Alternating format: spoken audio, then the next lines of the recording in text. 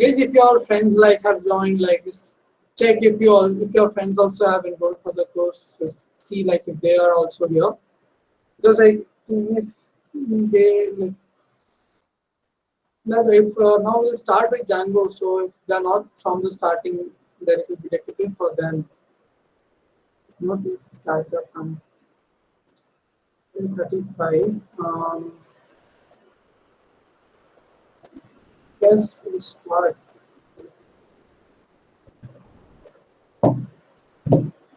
Cool. We'll start sharp at 12 for 2:40. Let's see, like whoever joins in, then it's good. We'll continue that. Meanwhile, if you guys had any doubt, even Ayush has uploaded the code and all, so you can also refer to it while creating your model, and that is one thing. Also, like in Python, if you guys faced any kind of doubt or like, no, did you guys went through the code or just relaxed? And if you relax, that's fine, because again, like we'll be repeating the same things here, so no problem. So, okay, let me give you a brief overview. Okay, then. So it's gonna be like, first we'll try to complete the try except part, the trial and accept. Then we'll start off with Django. We'll just get a basic theory of what is Django, why Django, and all, and why are we using it. And then we'll start off with the installation, like install the libraries. We'll understand what virtual environment is and how we use it, why is it useful. Then we'll create a virtual environment. Then we'll install Django there. And once we are done with the installation of Django, we'll start understanding the folder structure, like what exactly the folder structure looks like, and folder structure. Then we'll be writing our first page. Like there will be a development server. We understand that. Then on starting the development server, you'll be having your link which you can view just on your server. So it will be a local development server. So it's like that. And we'll be just understanding, and we'll, at the end, basically at the end of when all of these things are done, we'll be taking up the index page which we have built, the index page, and we will try to insert only like just the HTML, not the the database part. Database part we'll try to cover it mostly tomorrow. So as of now, we'll just integrate that, and yeah, and then we'll just include our HTML page there to just see how HTML is getting rendered by Django and what and all we need. So that's what we are going to do in this session. So yeah, it's 2:39. We have also 41 participants, you said. So just if you guys are now, again the same question, if you guys are now active and you guys are ready with your laptops and all, just drop a message with C, cool, yes, whatever. So if you guys are ready, then we'll start off. Okay, Anjan and Prerna are ready. Satvik also ready. Great. Vignesh is also ready. Okay, I didn't see that. Okay, cool. Yeah, nice, great. So now first we'll start off. I'll just share my screen, and then we'll start off with try and accept first. Good. So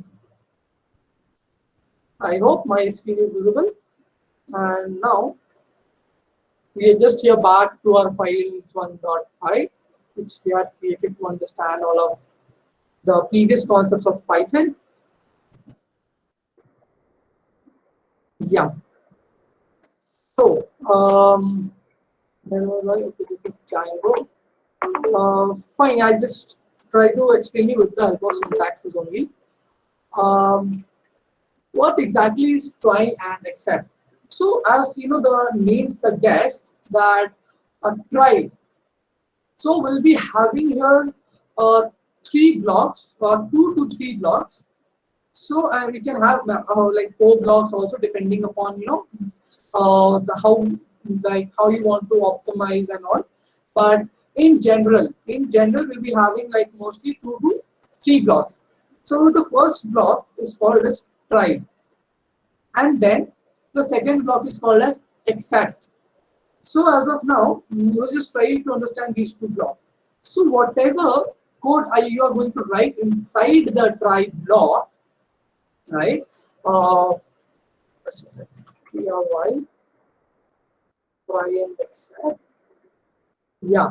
So now if you see, um, try, then some block of code will be there, and it's accept, and then some block of code will be there. So the code, like whatever we are writing inside the try block, will first get executed. And if there is no errors in that particular code, then it's fine. It goes as it is. But if there are some errors, then the try block is not executed at all. Like if it finds like, okay, there is one error, so this whole block is not executed. It's not like it will get half executed and something like that. It won't get executed, and it will come to the accept part. Then whatever code you have written over here, that will get executed. So first try, if if the error is there, then we come to accept block. Even you can just write accept also, that is not a problem.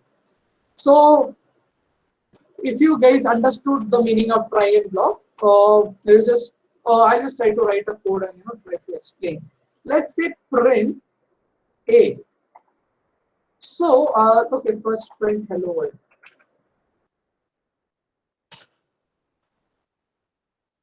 We print hello world.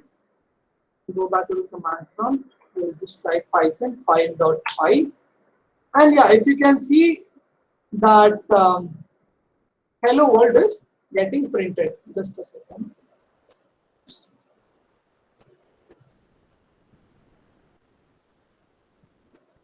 Yeah. Now if you see hello world is getting printed, that means the try block got executed. But now if I do A, now what is A? A is a variable, right? Because we are not writing in any codes and all. But we haven't defined A till now. There is no value of A. That means it's a error. Like we haven't defined A till now.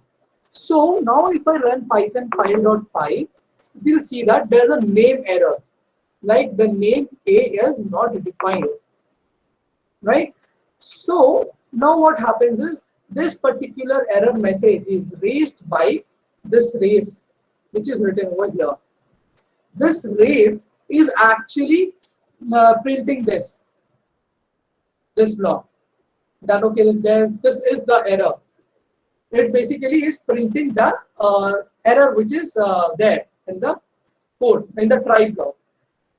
And also, like, let's say if I want, okay, nothing, but I just want to print a message that, okay, there is some error in try block. There is some error in try block. So now if I go and I just run it, I'll see that it says that there is some error in try block. Except anything which you write here will get executed. So this is the basic functionality of try and accept. Any doubts? Is try and block clear?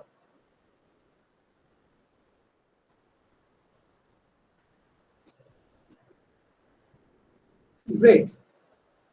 Cool. Another, if there is an error, so yeah, if there is any error, so like okay,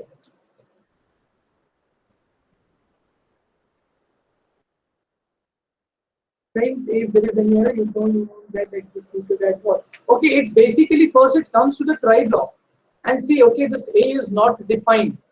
So the control from the try block, the control goes to the except part. That okay, if you're like there was an error and that is why the except block is getting executed, and this statement is I'm sorry, and this statement is getting executed. So if we just trace, so it will show the error which it will show the error message. So if I just go and like, so it says there is some error and then it raises like what error it is. Got it? Or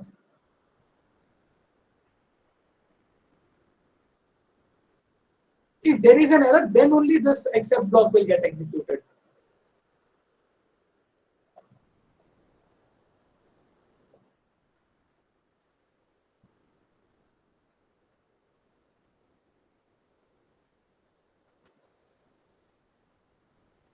Yeah, until it finds the error, yeah, that will be there. Actually, here in the first line only we have the error. That is why. But like in Django, once we go, so when we'll be writing a block of code, when we'll be searching for objects, sometimes it happens that we don't find that particular object. Or for example, let's say search, I'm searching for something and that particular object is not there. So we sometimes basically instead we do this, that okay, if it is not found, we'll just execute some block of code here.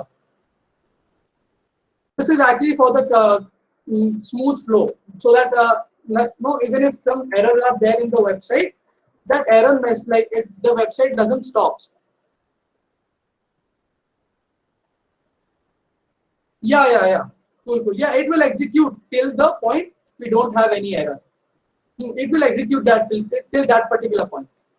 So does that value get stored? Whatever gets executed till the half point, is that value stored or is it omitted? Whatever we are writing in the try block. Yeah. Now let's say A is equal to 5 and you try to divide A by 0 in the try block. You'll get an error, but you've already initialized A as 5. So will the 5 stay in A? No. We are telling where are we initializing that A as 5? In try block.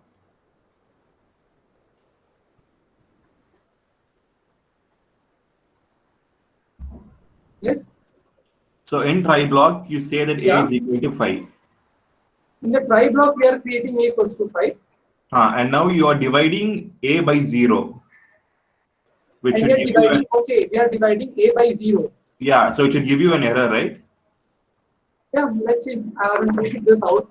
That's what. Yeah, let's see. Division error by 0. So then the catch block, the except block should get printed. So yeah, that's what, right? Just remove the now. Okay, so now what's the value of A? If you print the value of A outside the exception block, what do you get? Okay, then we it totally depends upon the scope, right? Let's see. Even I'll also get to know this. Print A. Yeah, I guess it's still division by error, division by 0, and this A is not getting printed over. No, that's because A is not initialized, right? A has I think we should show one more error, right? That's what. First, we are dividing A by 0, so that's why we are getting this error. Yeah. And then we are printing A, so A is not initialized. Another error. Yeah. But it's not printing the value of A also. Like if it would have got executed. What is the error in printing A? Yeah.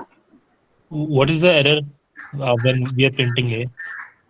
Okay, as of now, the error is displaying here is division by 0.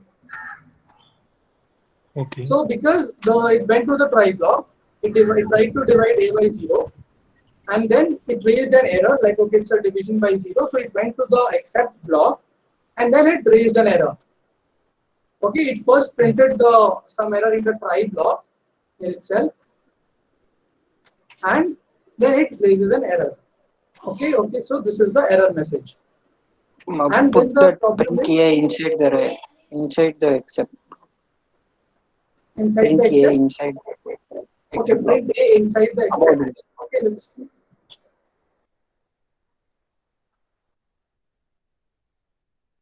Okay, now it's printing 5. Okay, that means the just a second.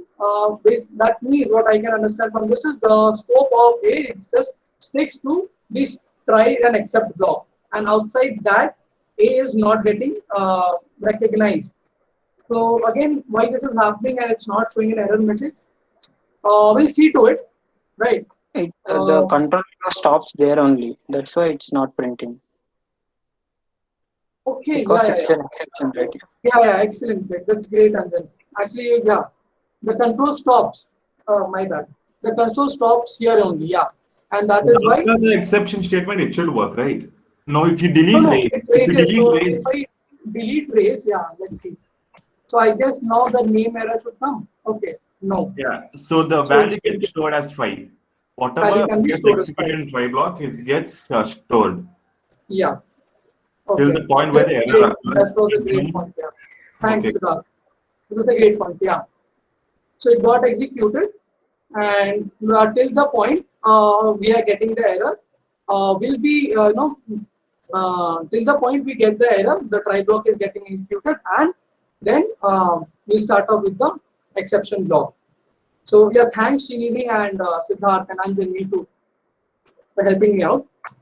So this is try error, and then there are few things as well here that is. Yeah. So there's few things as well. I just write here else. So what happened? Okay, first let's see finally.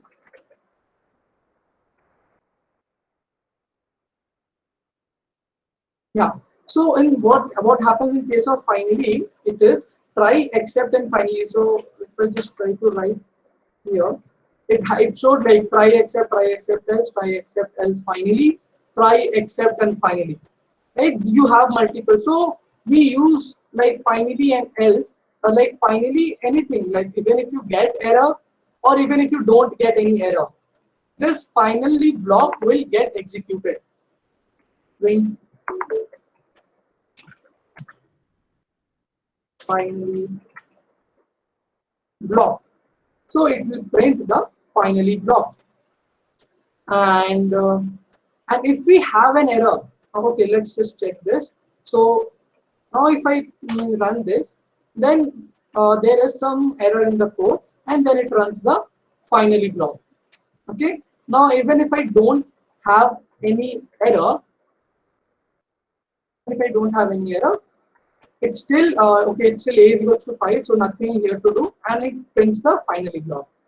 Now if I add else to it, so if and only if, like if the try start is having error, then only this block will get executed. So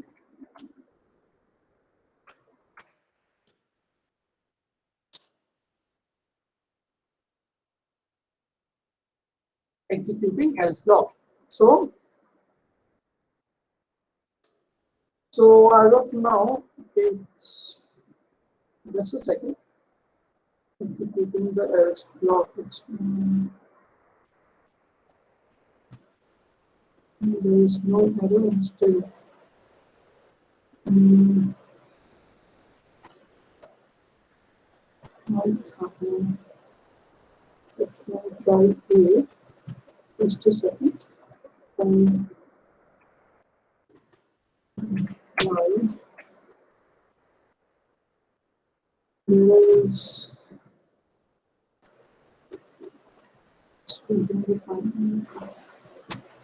okay, okay. My bad. I guess I said that another way round. That okay. And let me just cross it because else try accept else Python else block or executed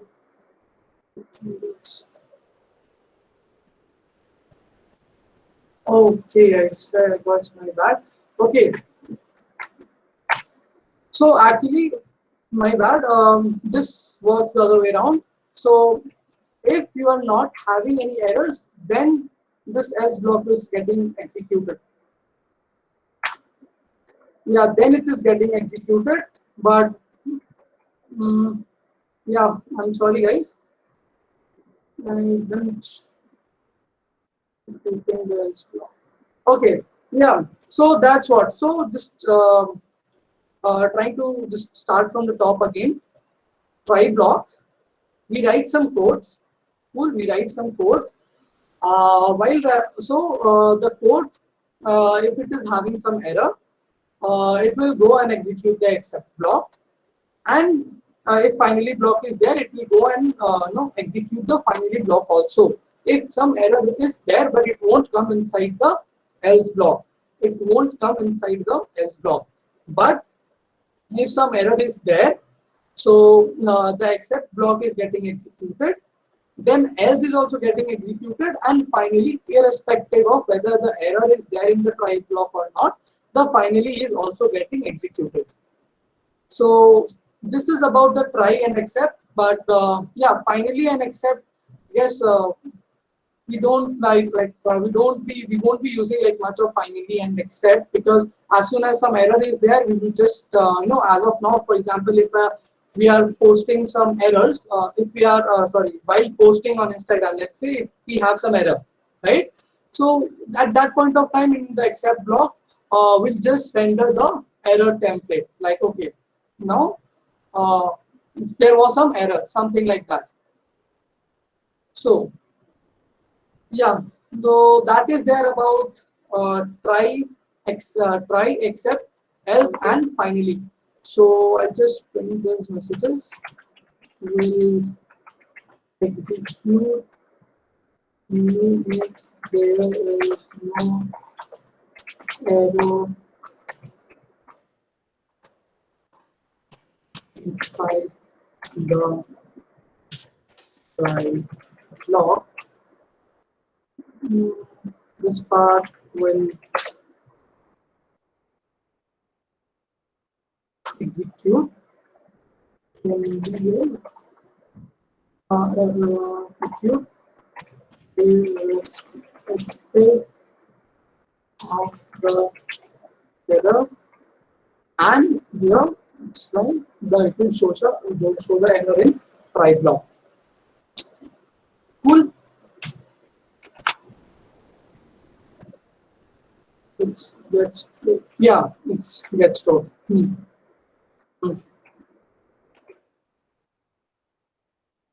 So cool. I guess it was a bit confusing. Like for me also, I didn't remember this exactly.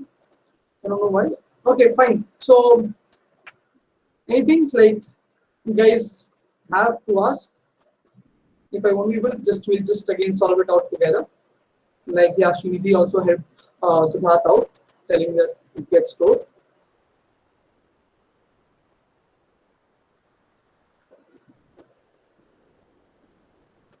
So should we move to Django?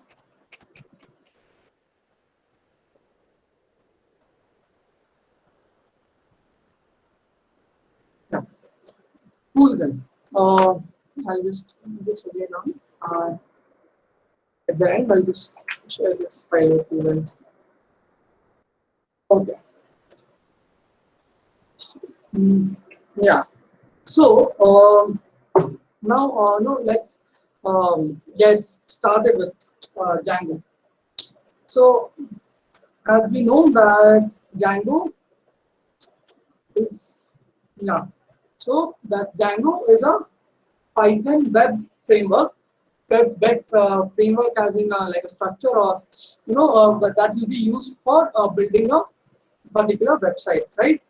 And so what's like why are we using Django is also like um, that, like if you try to give a it's a brief introduction about Django, that's what you can say about, and it's like easy to learn, or let's say you have a lot of built-in features in that. That is why you can takes care much of so you can force, yeah.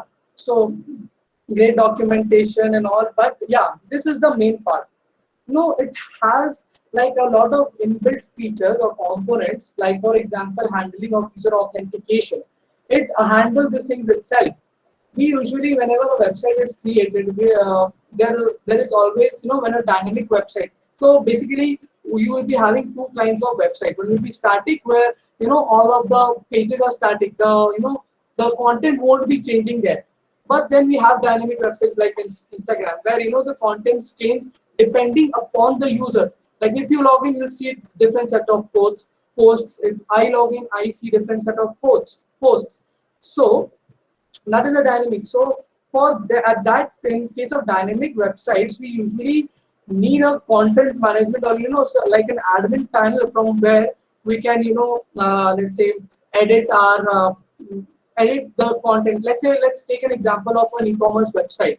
So in e-commerce website, you need to change, let's say, a picture of your product which you have already added. So we need a panel, just to interact with the files that I have uploaded and all.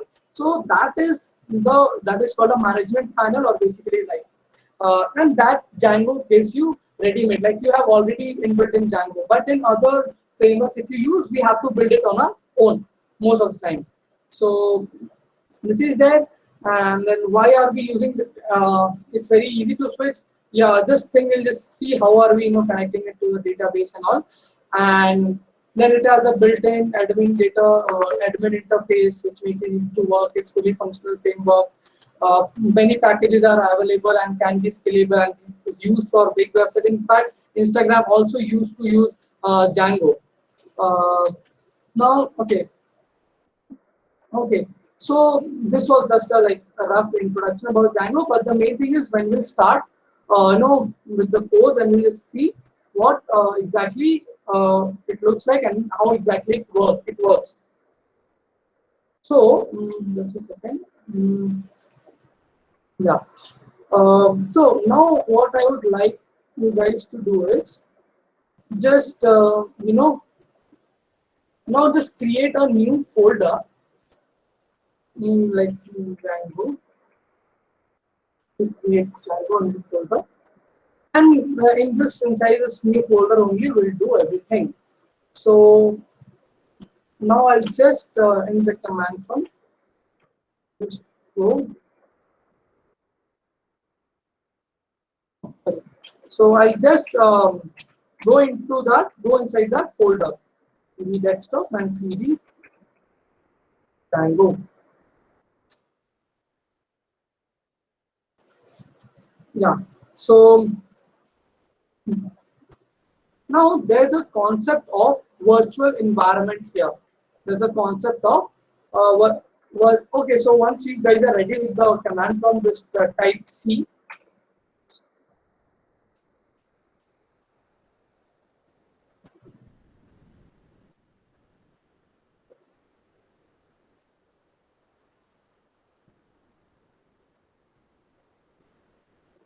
Okay, great. Yeah.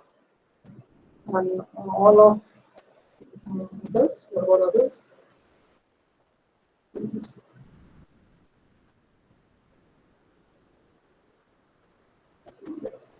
Okay, cool. We'll just start then.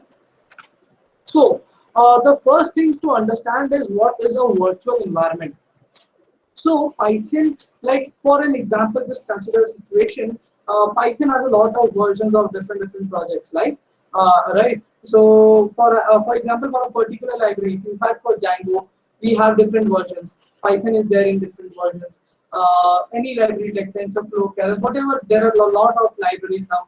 They are all are there in different versions. So what happens is, let's say for example, if I'm writing a code, if I'm writing a code, and let's say on the main, like I have for as of now, I have no such thing called virtual environment. So I have installed, like, so let's say Django version 2.0.3. I have installed that Django version. And now, like every Django version, like there are some features that is added or something is modified. So let's say, Now the Django version got upgraded, and your some of the function gets modified, right? Let's say you are working on let's say your friend gave a Django file to you, and you want to run it, but that Django version and your Django version is different, and there are some features that your Django version is not having. Then it will not run properly. It will show an error like this module not found, that module is not there in this Django version. All of these will come. Then what we have to do is we have to change the whole. Actually, then we have to change the. We have to uninstall the Django and we have to install it again. So to avoid all these kinds of situation, and these are a little bit bit common when you start working on many projects.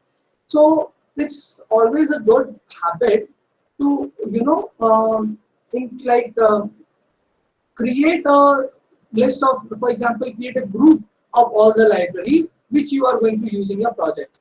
Create a group of all your libraries like that. I'm just telling in a rough language, like you need to enclose like all of the libraries, and that is why we are like Python environment is introduced.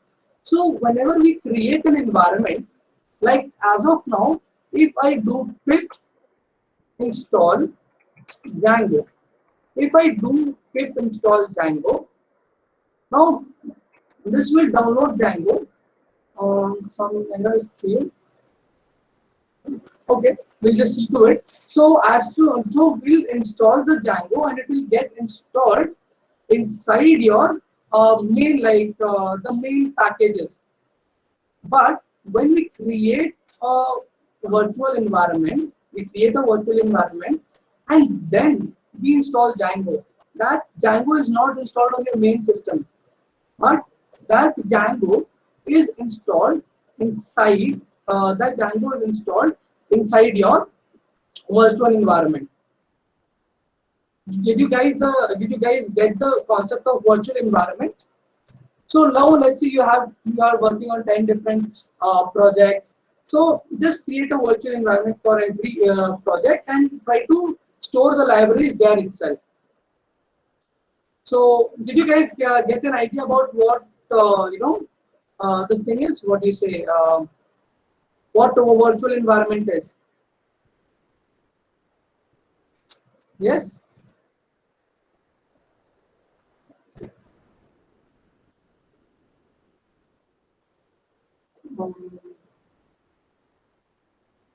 You guys didn't? Could you repeat once? Yeah, sure.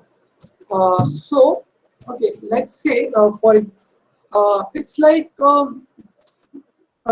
a folder of libraries you are creating for a particular project, and that will be used by for a particular project. So, for example, as of now, if I am I was doing pip install Django right now, right? I was doing pip install. This will install Django in my main system. Like uh, on your how should I explain the main system? Okay, let's take it this way. You have two just consider two levels, right? One is the main level, and one is a what can you say sub level, something like that. Now there's a project that no will no this won't be a good example. Should I okay, virtual environment. Not getting a good example to explain virtual environment. Okay, I'll just give an example again. So okay, fine. Let's say I am installing. I am creating a, first of all, let's understand creating a virtual environment. So virtual environment is created in your system. Okay, it's created in your system, and inside that virtual environment, first we are going to go inside that virtual environment. We are going to activate it and activate a virtual environment, and then install all the libraries that are required for our project. Cool. So let's name that virtual environment ENVA, environment A.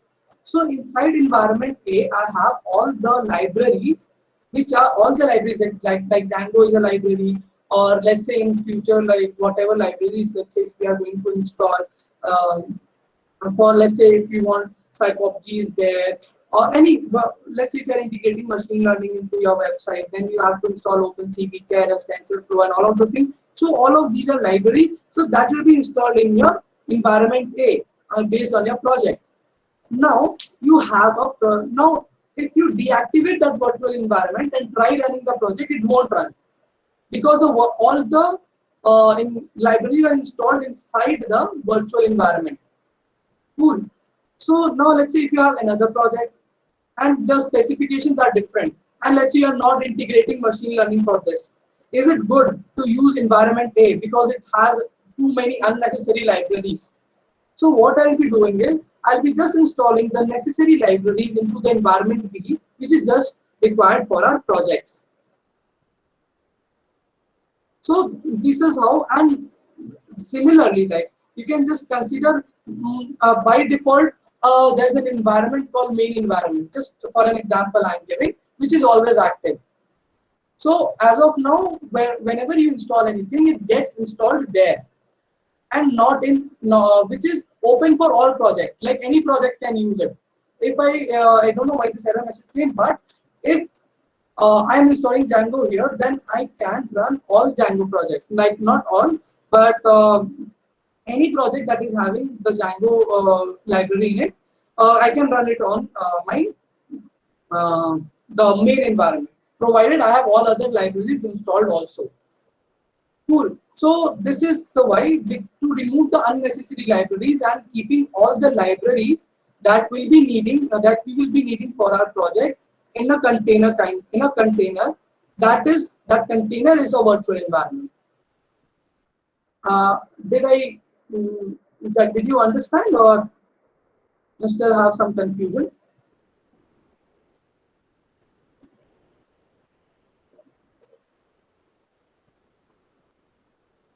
The main environment, but the virtual environment. Yeah, the virtual environment has only the required properties, required libraries. Yeah, you got it right.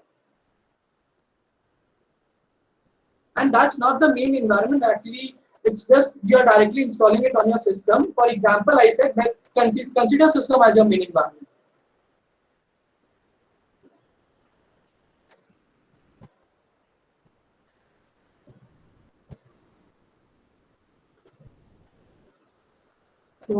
So did you guys understand about virtual environment? What exactly it is?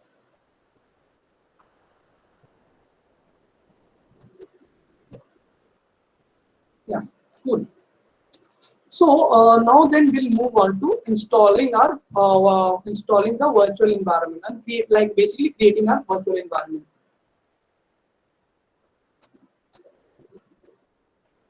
So the command is for Mac. I'll just copy paste this.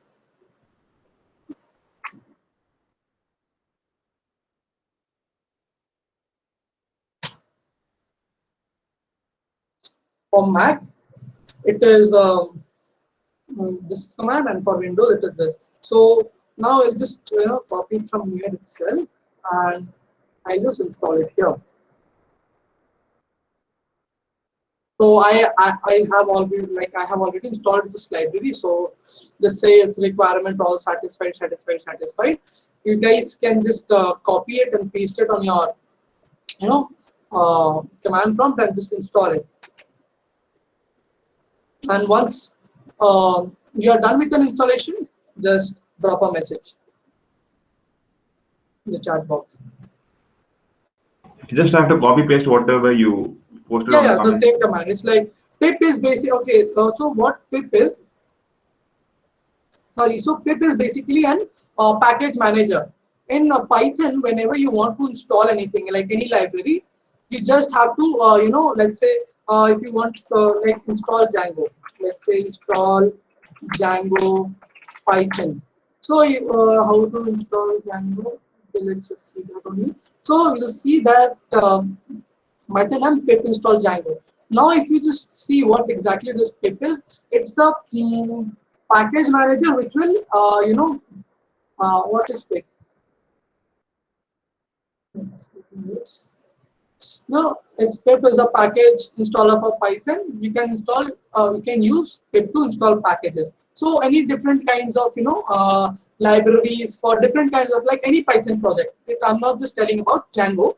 Any Python project, you can use pip install. For example, let's say I want to install TensorFlow, which will be used for machine learning. So I just write like it's pip install, like it's some pip install. Let's say like I have installed like OpenCV is there, pip install TensorFlow. So I'll just go here, or this is device. So this is the, you can just directly copy it, paste it, and install any, like whatever the library you have to look for depending upon the project. Whichever library you use, you can just download it using your pip installer. Cool. So now once this is installed, we'll create an environment using these commands, like is uy -m. Okay. So yeah, first now just go to your project folder, the new folder which you have created. Now just make sure that you are inside your project, like the new folder which you have created. Cool. And here, so last name py -m or Python 3 -m venv. Then the last env. Env is your basically env is your name of the environment. You can change it. You can keep it env or anything what you like. Cool. So now I'll just paste it here, and I'll create a new Python environment in my folder. So it is like py -m venv, and let's say I'll just keep it env itself. So now it will try to create a Python environment inside your folder. So now I guess the Python folder is created. Let me check. Add the project folder, desktop.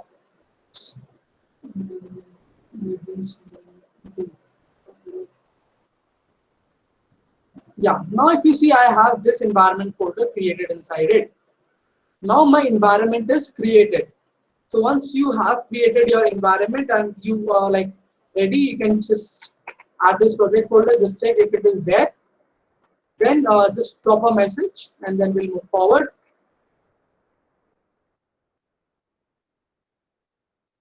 If you have installed your, like if you have created your environment correctly, yeah, cool. What is M? Okay, to be honest, I haven't searched about that -m, like what it exactly it is. Maybe I'll just tell you after searching for it. I'll let you know. Yeah.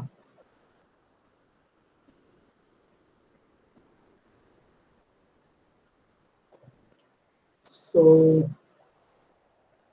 is this done? MS module. Okay. Okay. Nice. Thanks. So -m is module. Prerna, you can just Srinidhi just answered your question. Yeah. Okay. So yeah. So now once we have created our environment, now we'll have to activate it.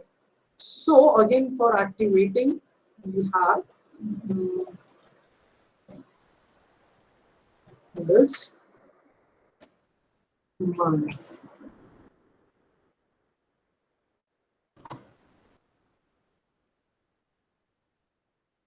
So format, and yeah.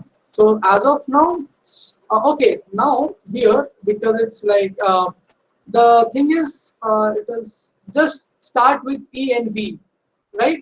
The name of your environment. Don't include dot and hash, because I have made you, installed your environment inside the folder.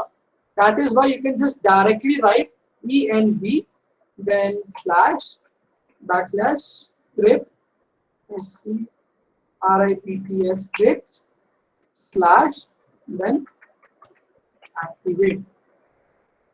Don't use no this thing we say dot slash that is there when it's there uh, it's there somewhere outside the folder or in the main folder, then you can directly on the like dot slash is basically from the back, like till where should I explain till the end, basically from the starting. I'll just it's basically the whole path. So as of now, we have stored it directly inside a folder. That's why, so that we have everything regarding our project in a particular folder. That is why I have my environment here itself. So once you have created this environment using this, just enter, and it will activate here. Now this is the sign that now you are inside your environment. This is the sign that you are inside your environment. You'll get something like this bracket in like bracket your environment name and then bracket close before the C. This will mean that your environment is activated is active right now. So again, is there a problem if I put dot and already entered it? I got the same line below. I got the same line. Okay.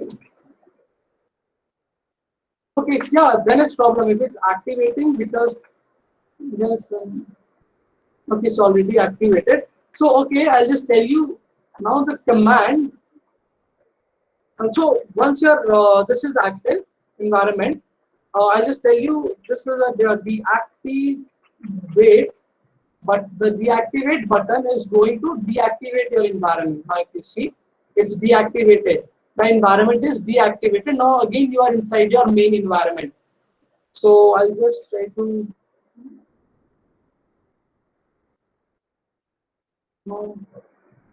okay, this is working and it's fine now. I just don't know again this behavior. Fine. I'll just come back to you. I am noting few of things down. I'll come back with all of these. This second is dot slash db because I guess last time I did was not working. Then I started just using this. So good, but man can be used. Okay, so same folder. Okay, so yeah, fine. So once you guys have this installed, you have activated your environment. Just drop a message C, and then we'll start again. Then we'll start off with installing the Django.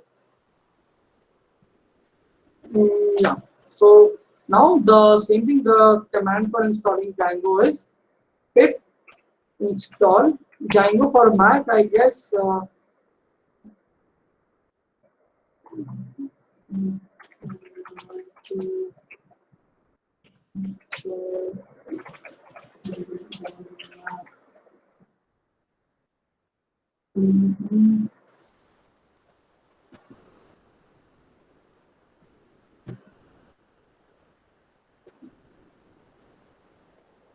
Yeah, I guess. Okay, I guess you can also use the same thing. That is pip install Django.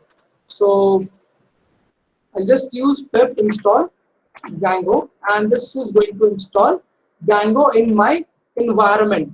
It is going to install Django in my environment. So once this is installed,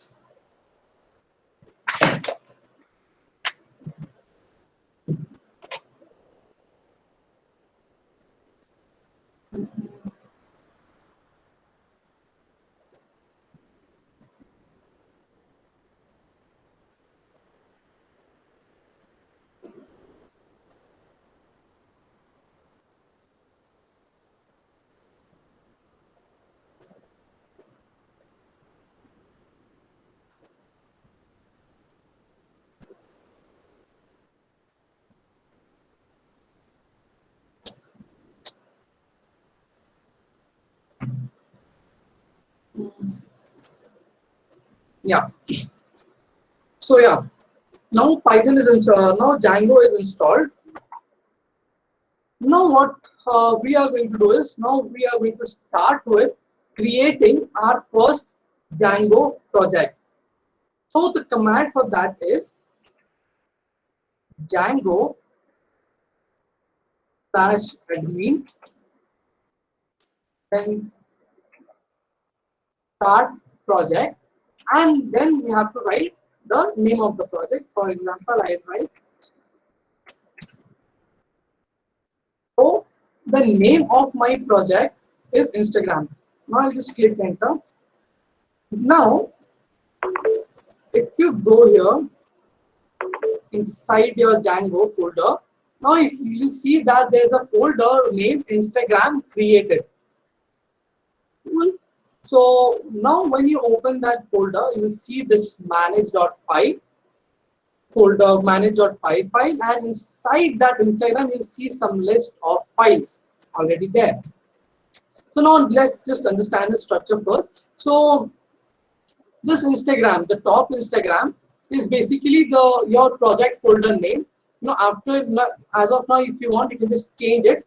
But the inner Instagram folder is your main root folder that contains all the files of your, all the the related files of your project. So let's start with what's manage.py. So manage.py is basically it allows you to interact with your Django project using your command prompt. So this file is basically used for that, and when we will see while executing, while we are running, we'll be using this manage.py file. So this will basically help you to execute your Django project through your command line, or interact to the Django project through your command line. Now, in Instagram, let's come here. Now, in the main root folder, we have this 1, 2, 3 in it: ASGI, settings.py, urls.py, and wsgi.py folder, py files. So, out of this, init.py is basically it's an empty file. So, it's an empty file, and it is basically used to initialize the root folder, like that is the Instagram, that it is a Python package. It is a Python package from where we can import this modules in our project, for the project. Cool. So this is used for initializing the main root, the root folder inside, like the parent folder, to that you are a Python, that this folder is a Python package. Now coming up to ASGI and WSGI will come when we'll be in the server part. They both basically deal with the server whenever we are going to deploy. So we'll just look into it at the end of the project. And coming to the settings, now settings will include all the related settings of your project that by default Django provides you, where your base directory is, this is the secret key, the debug is true.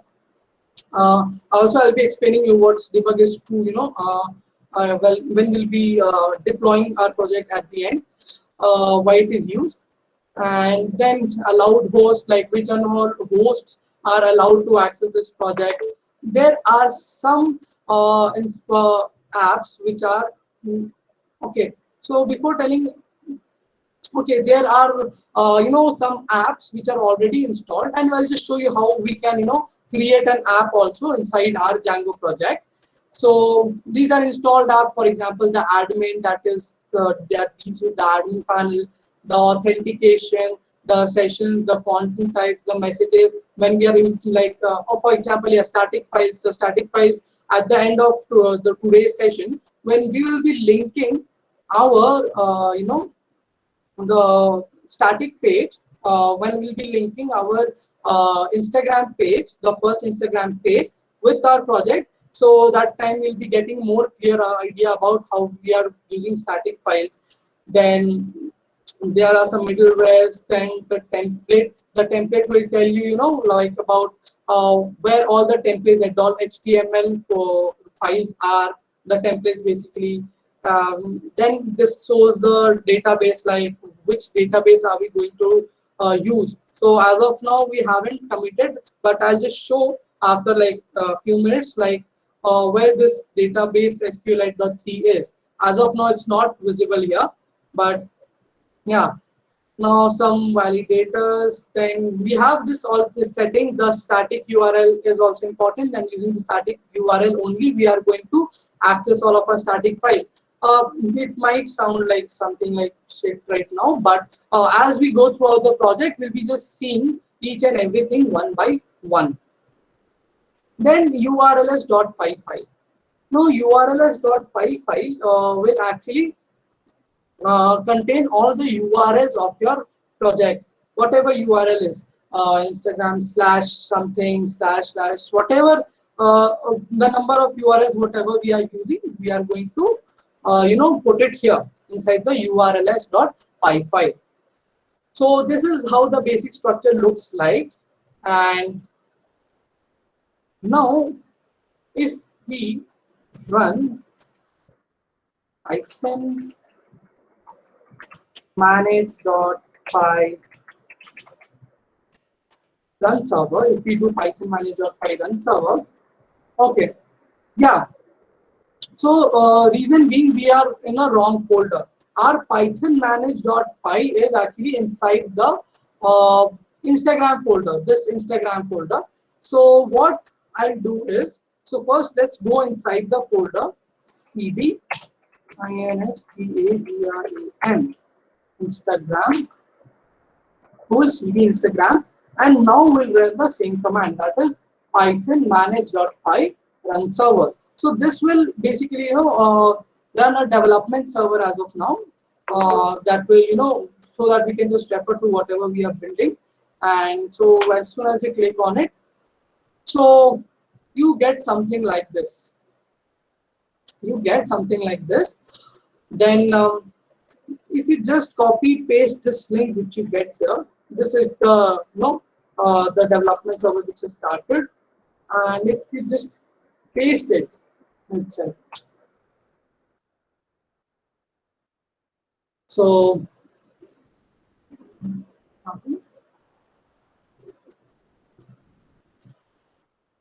yeah, so it will load something like this.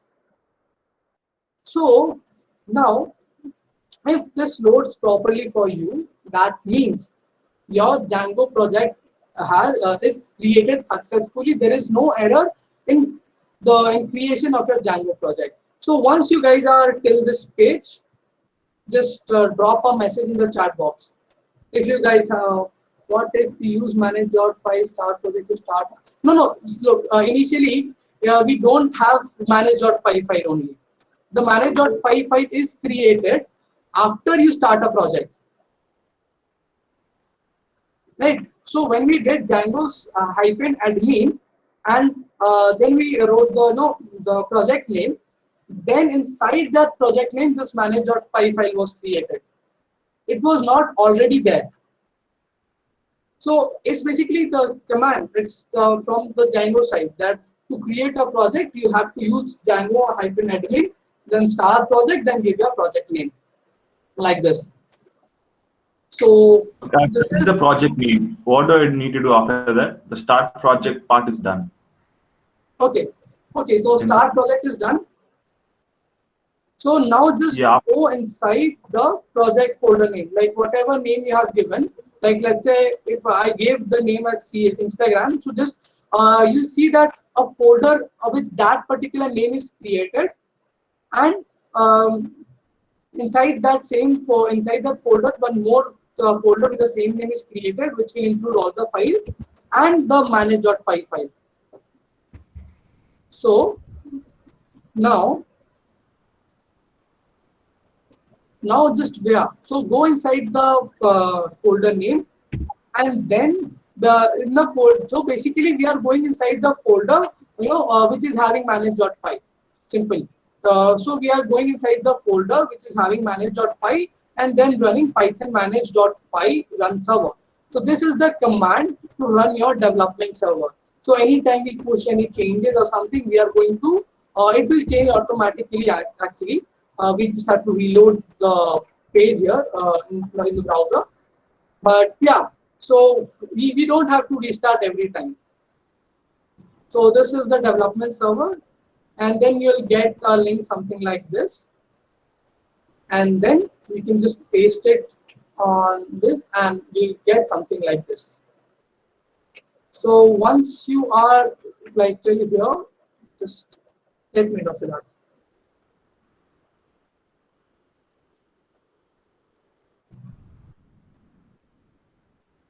Yeah, done.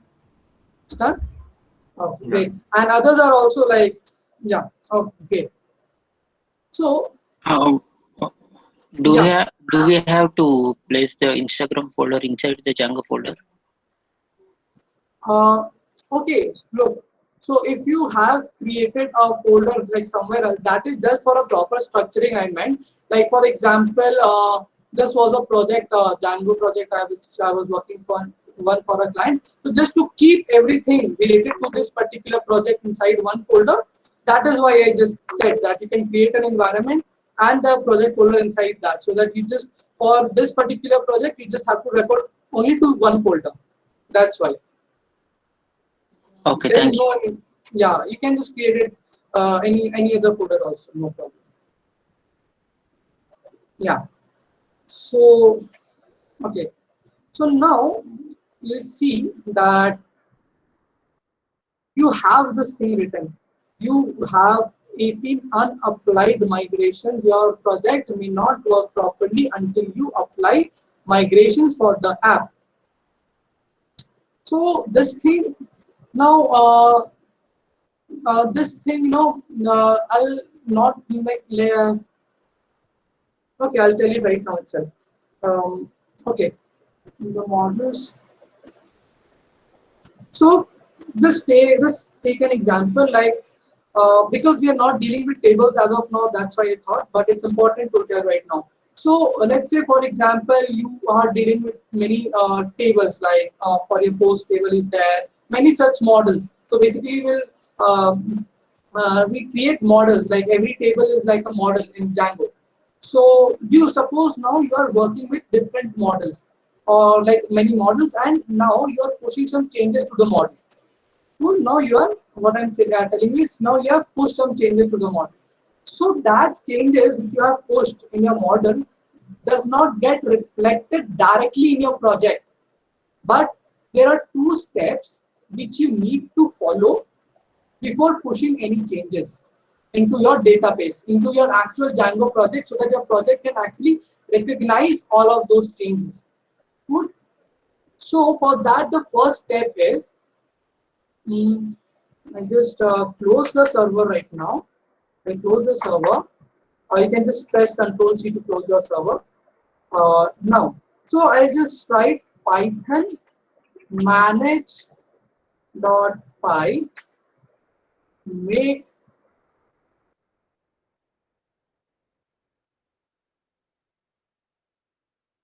migrations. So it's Python manage.py make migrations. So what will this line do?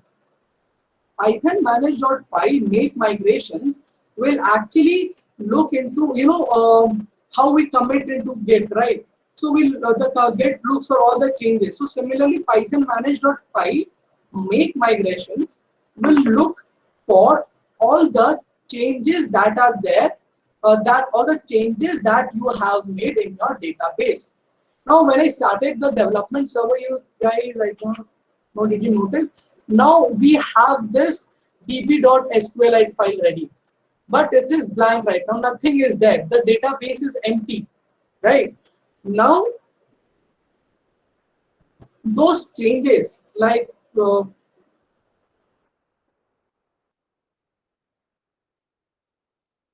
yeah.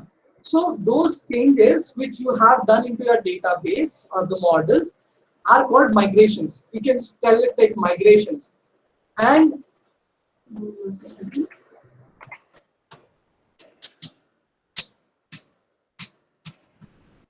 I can manage.py make migration. So this will detect all of the changes. So if I press enter right now, did you mean any Python manage.py make migration? Sorry, my spelling migrations. MIONS. So if it says no changes detected. Now here it's written 18 unapplied migrations. It's because already the changes have been detected. By like as of now, when we start the project, all the changes have been detected by default. It's already there. Now we have to just go here for the first time, only for the first time. You just have to go directly and you just need to migrate it. Python manage.py. Migrate is like pushing the changes to the database. So that actually from that point onwards, you know, now the project will able to see all the work according to the saved changes. So it will be like manage.py migrate. So you have to, this is the command to migrate all of the changes. So two things. Whenever, just remember, I'll again repeat it. When we will be creating our model for Instagram and all. So for that, again we'll be just seeing like if I am changing any, if I am doing any changes. So it's like what make migrations is doing and what migrate is doing. All of the changes, whatever you do, will come and it will get displayed here basically. So as of now, when I click on migrate, then you see all of these migrations run. And now if I do, I can manage dot I run server. Now if I do this, you'll see that okay, now that statement is not there because all the migrations have been applied. Now there's one question, like nobody pointed this out, but why? There is no table right now, right? So why this migration? For what migration is this? What kind of migration is this? What kind of migration is this? Like we don't have any models as of now, right? We didn't create any models. So what migration are these? So these migrations, actually Django, whenever you create a project in Django, there is a user table which is created automatically for you. There is a user table that is created automatically for you. All of the above migrations were there. All of the above migrations was of for the user table to work properly. That is why it said that if you don't migrate, your project may not work properly. So let's say I didn't migrate it till now, and I'm trying to use the user database in our project. It will show up error. It say the user is not like the user database is not detected. Where is the user table? Cool. So it is because of the user table those migrations were there. So when you start a project, it automatically creates a database and migrate and create the migrations for that. You just need to migrate it. Cool. So now we'll just again press Control C. Now let's create a user, like a root user for your project. Now because we have this, uh, as I said that there is authentication facility that is already given to us by Django.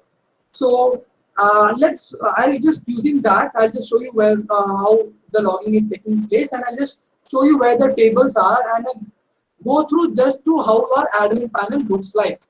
So for that, first admin panel is only accessible to the super users, who are the root users. Only they can access the admin panel. So what I'll do is, I'll do Python manage.py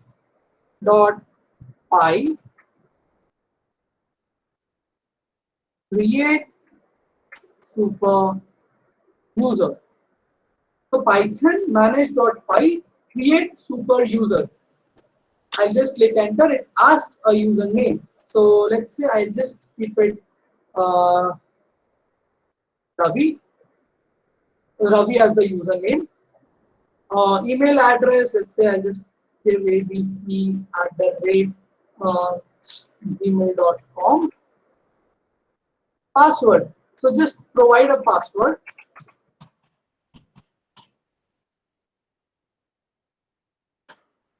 Again,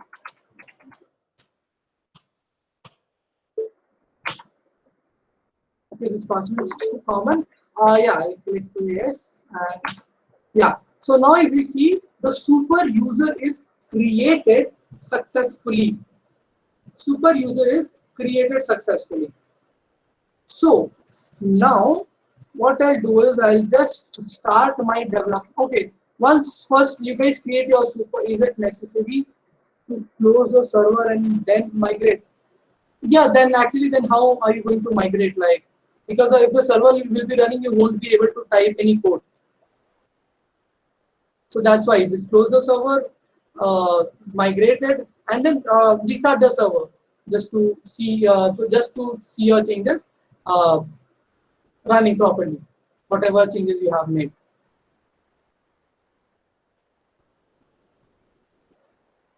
Cool. So once you are done with creating the super user, just drop a message here. Then we'll see. Then we'll proceed further.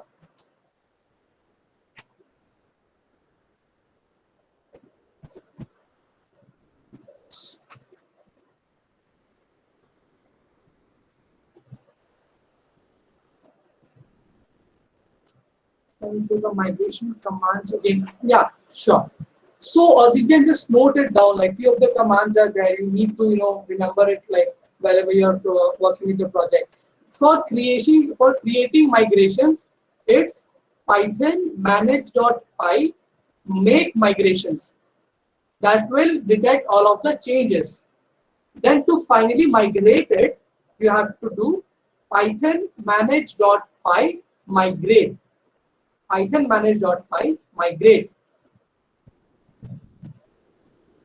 This is the migration make migration command, and this is the Python manage.py migrate.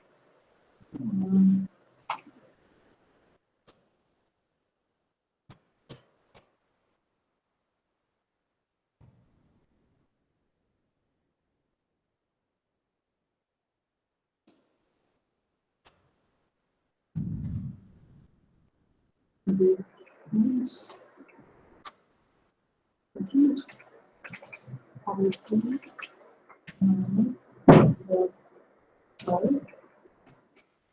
Okay. Yeah. Now the command, just a second, command is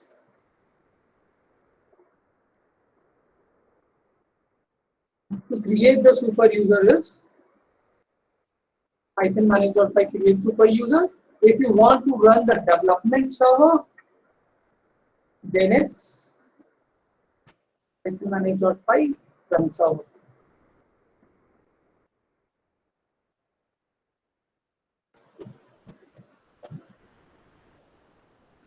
Just a second. I'll just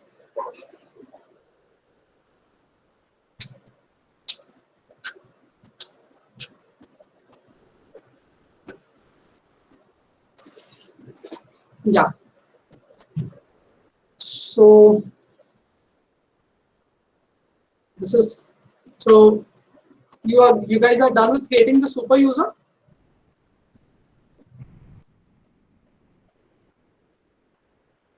Okay, great. And others?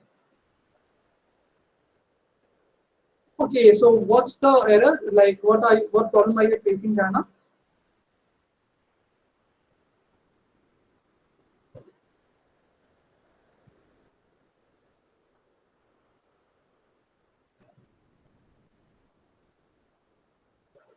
Can you show the command prompt? Yeah, sure.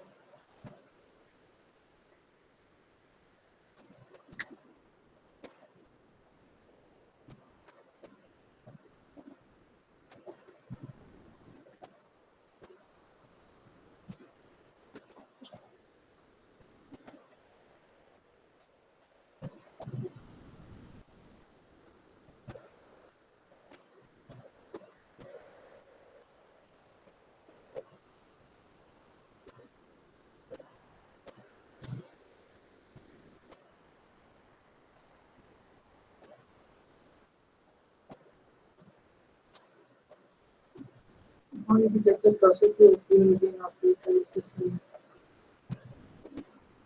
Just press Control plus C. Control C. Yeah.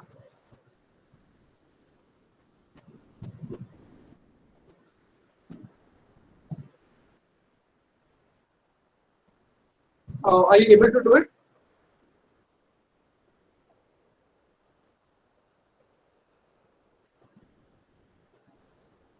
Why? Again? Okay. Yes. Yes. Okay. Nice. Nice. Okay. Yeah. Why is yes. Cool. It's not taking the password. Just it's not taking the password. No. No. You just type. It's actually getting typed, but you won't be able to see it. It is getting typed, but you won't be able to see it.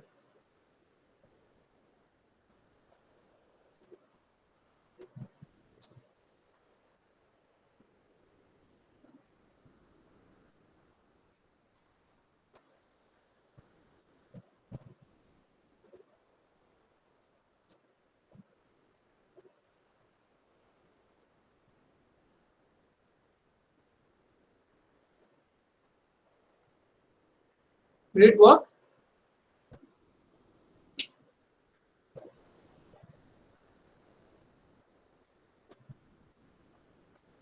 Okay, that's great.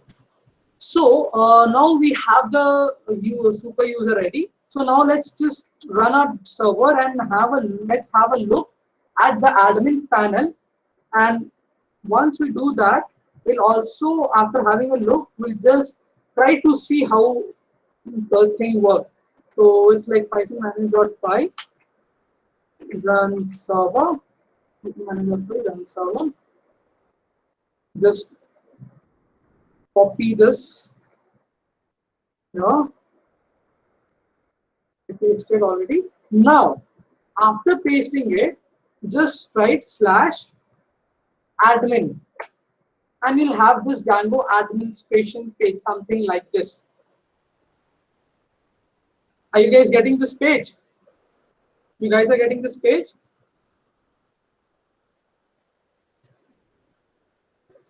Right? So just now enter your username and password which you have created. That is which was Ravi.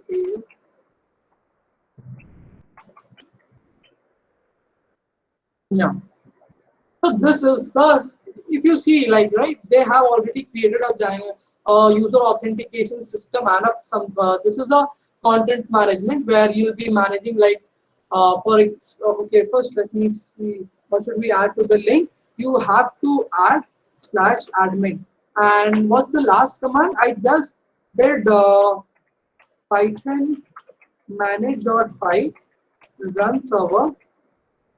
I just did Python manage.py run server, and then to the link which I got, that is this one. I just added slash admin. I just added slash admin. So this will take us to the admin panel, like the main admin panel.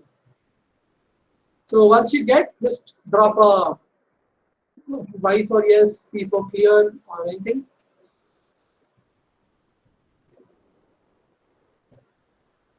Great. Okay. Cool. So once we are done with, once we are here, let me just tell you about some, like, okay, this is just your, for example, here you can, they have a, first let's say create user. So for example, as you can see, there is only one user as of now, right? There is only one user. And for like the first name and last name, we haven't defined yet. So there are few properties like for this table. We have username. Now you can see this is already hashed, the password. Now we have the first name, the last name, the email address, this permissions I'll explain once. No, this super status is basically, it will giving like if you want some other, for example, some other, it's just for the dividing into categories. Like some user, if they have an inactive save, I'll just click on inactive, so that becomes inactive. The user becomes inactive. Now he won't be able to log in. If I, being an admin user, I have an access to do this to any user. Like all the user who registers on our Instagram will see the list of details over here. So right now we are building our Instagram. So we are the root, we are the admins. We can just suspend someone's account, right? Something like that. So as of now, only two. Now we have groups. We can also create groups here for a better uh, you know uh, sorry, for better, like once we have large projects, so and we have many people involved in the core team, it's better to provide give different permission to different set of group. So all of this things is used there. So all of these are built in Django. That is the best part. And so if I click on logout, it will just log me out. And for if you keep logging again, it's the same page. Now, how this thing works? We haven't write a single code yet. So for that, let's now. Okay, so you guys understood. You guys went through the admin panel. Just have a look, like what it looks like. You guys did that? Yeah. Okay. So also we'll be modifying. I just tell you how you can add different options into your admin panel while we are doing we will be building our Instagram. Sorry. So it's now, yeah. Now coming back to the model. Now how this is loading and what's the structure, how the page is loading, and this is the simplest part you'll ever see. Like it's the simplest part. Like everybody says Django is difficult, but uh, everybody says like backend is difficult and it's difficult to understand or something like that. But if you see, there are few rules and that's it. So how the project it works. So if you understand this, it's like now you can just create any kind of page, like any number of pages, and you will be able to control your project very nicely. So now, if you remember, we have these different kinds of files. We had urls.py file. We had we didn't see the speech.py file till now, but we'll just look into it. Then we have models, which is again we don't have it right now, and then templates. So okay, okay, I won't be explaining it right now. Let me first create an app, run it, and then through the app I'll just tell you how it works, how the structure is working. So now every project, I'll just press Ctrl+C. Now every project, for a project you have to create apps. You have to create apps for your project. So project is the main thing, and you have to create apps inside your project depending upon the use case. So for example, this is the root folder. This is the project I was working on. So I have this app folder. This is the app, and this is basically controlling one section of the website, one part, like for say login app. So that part will be used for logging. Will be just you can create this whole website inside the single app also. That is there, but for better what you say for a better understanding, like if I face some error in login, we can just go to the login app and fix it. I'm sorry,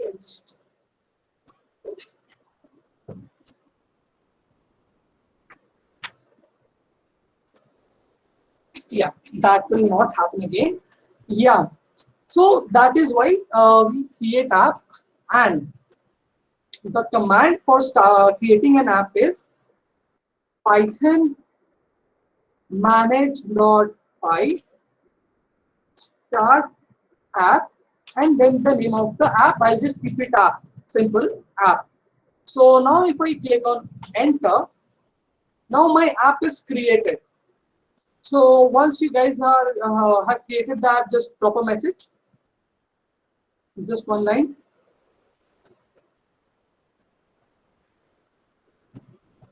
Once you have created your app, and you are like, if you just see now your the project folder, it is having one more folder that is called app.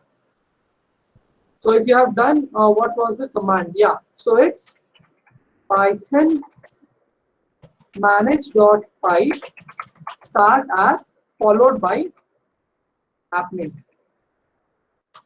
Yeah.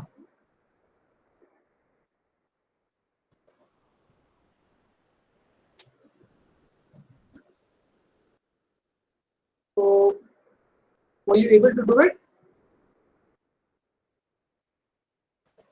Cool.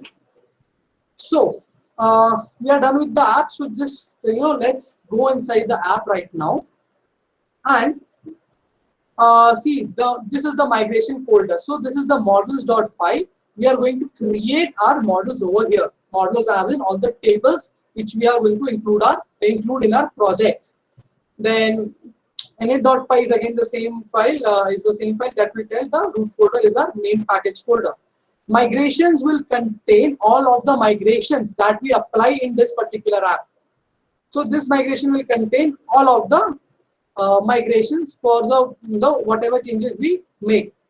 Then this app.py will come to it later. Let's now admin.py. Now all the models that we have in this particular app, now how to display it on the admin panel, we'll be just controlling it here. Then we'll just do it. We'll just do it one by one. And this is the views.py. Now it will contain all the logical part of that particular app. Any kind of logical calculations or operations which we are going to do, or the redirection, the pages are rendered like from where are we going to take the HTML,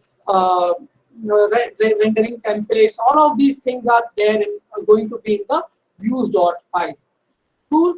So I just gave you a basic understanding of the project, the structure of the project folder also. So app folder also. So now let's just go back to the structure and implement it one by one. So let's just slideshow from the current slide. Yeah. So what happens? HTTP request. So whenever we are, for example, here, whenever we are requesting, this is a URL. We are requesting a URL. So we had requested admin.py, right? Whenever we are requesting a URL, it goes to the urls.py file. So let's just check urls.py file right now. If we go inside the urls.py, can you see this path is already created by Django? So it says, so as soon as, just understand the flow, okay, that as soon as you enter the URL, it goes to your urls.py file. It checks, okay, if this URL is present, where to go, what to execute. And this is again the by default now the admin app which is working, and again this whole app is now running as soon as we create admin and we press enter. As of now, it is not running. The server is not running. That is why it's showing this. The site cannot be reached. So this is there, and yeah, so it comes here. And similarly, we'll just now let's create a URL. Let's create a URL. So we create, and how we create a URL, you have few of the processes written like here in the comment. So also there are two ways to write views: function based views and class based views. And then also there's another way of including all the URL. So we'll go through all of these, like all these 2-3 methods one by one. But as of now, we'll be just doing class-based views is slightly bit advanced, so I'll be just covering it later. Initially, we will be working with function views and the URL and the including. So first, let's say they have just given a syntax here. So now I write path. Now just give a path. I'll just say Ravi. I'll just create a path of my own name, Ravi. Then comma. Now I just have to write the which view. Now we are going to write functions over here. We are going to write functions over here. So let's just write a function def, and okay, we are here, we are still here in the middle. Okay, let's just create. So views dot Ravi, views dot, let's say, home, views dot home, comma, name is equals to, you can just, this is a name, you are providing it to the URL. You can just give it any name. I'll just give it the same name as the function name. You can give it any name, that is not a problem. But it's like we'll be accessing, no, when dynamically from the JavaScript and all, from HTML pages, we will be accessing the paths using this name variable. Okay, once we use it, it will be clear. As of now, it will be difficult for you to imagine actually. Okay, what he is talking about, like what HTML, what URL. Okay, so just provide a name to your URL. Now this is ready. Okay, now we have a, but we don't have this function like home is for, what is home? What is home? So we go over here and we define it. So it's like home. Make sure the function is same, because it is like importing. I am importing, the views.py file, like the from views.py file into our URLs, so that this function is getting executed. So how? If you see here, it says that from my app import views. So what I'll be doing is, so that this runs properly, I'll be including from app import views. Cool. So now, because we have initialized, and this is a Python package, we have init.py, this is a Python package, we can now, use these modules into different folders. So now in settings.py, I wrote from app. So it says, okay, from app, the same folder name you have to give. From app, the same folder name, folder name, no, the name of the app you did while creating your app. So app import views. So we are importing this view.py file, right? Now once I am importing this, what I want to execute is now views.home. You remember file2 dot, func2, file2 dot func we did that. It's the same thing, views.home. And then let's come over here. We just create, and now for every, the request, now for every kind of views you are going to write here, you have to pass a parameter request.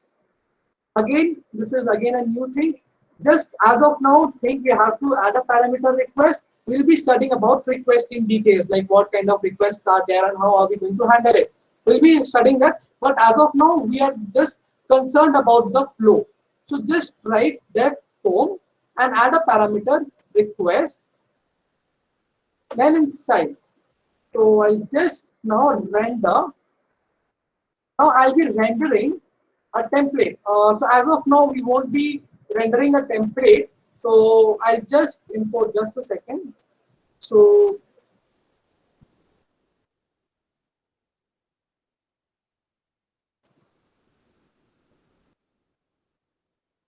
I'll just share it here as well. So I am not rendering a template as of now.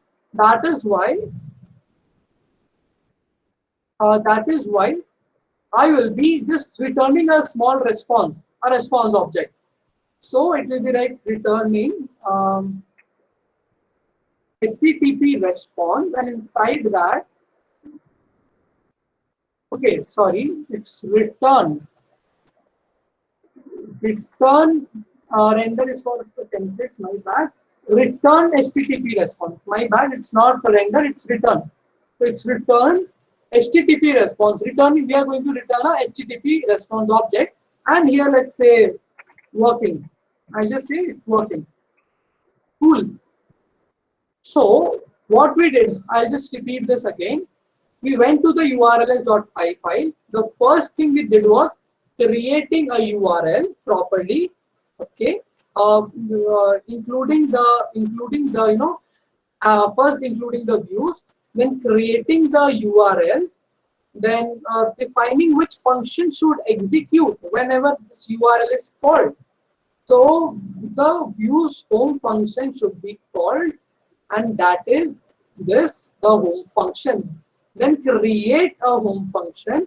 Now from Django.http, I am importing HTTP response. This is now we are going to use a lot of libraries. As you can see, we will be implementing a lot of libraries here because we have. If Instagram is going to be a big project. So as of now, we are just going to return an HTTP response. So basically, you can enter a small HTML also here, like let's say h1 the h1 tag and slash h1, something like that. So this is there. So now let's just start our development server, Python manage.py run server, and check whether this thing is working properly or not. So if I go copy it, paste it here, now it says page not found. Why? Because we haven't initialized. We have given the URL, right? The name. Oh, sorry. We have given the name of, we have what path did we give? We said Ravi. So we have to apply slash Ravi if we want this to work. So if I do slash Ravi and press enter, you'll see now it's running, it says working. It's too much, I know. So I'll just explain the working. So as soon as as soon as I typed Ravi, it went to the urls.py file here. It checked. Okay, is this URL present? Yeah, it is present. It's this. It is this URL. Okay, so what to do? Execute views.home. Fine. Where is views coming from? It's coming from the app folder. Okay, let's go to app.views. Okay, what is the function asking me to do? It's just telling me to return a response of like this HTML that is working, and that's how it returns it here, and we can just see the working. Yeah. So look, it's just the flow is very simple. Did you guys understand it? Like, just tell me that did you guys understand the flow? How the flow works? How the flow works? Did you guys understand that at least?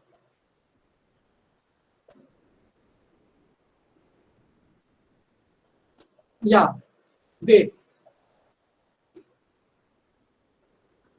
Okay, nice, great. So now just so the flow chart. Yeah, sure. So request object going to the urls.py file, checking whether the URL is there. Corresponding to that view.py file, I'll go and I'll return the whatever response is.